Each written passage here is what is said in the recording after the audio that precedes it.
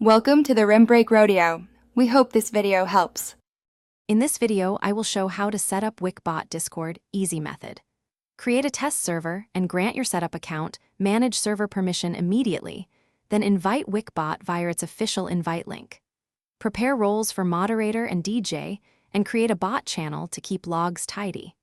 Follow step by step and pause if you need extra time to adjust permissions or role hierarchy for proper command access.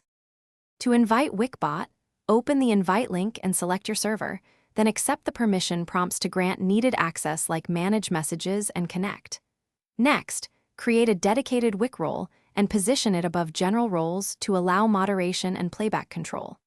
Double-check voice channel permissions so the bot can join and speak. Save changes and test basic commands in a private channel to confirm it responds correctly.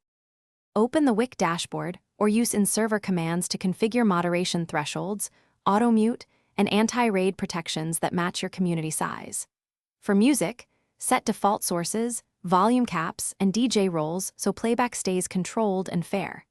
Turn on audit logging to a private channel to review actions later. Test each feature with a second account or trusted helper to confirm behavior before announcing changes to your members. Thanks for watching. Consider subscribing if we helped you.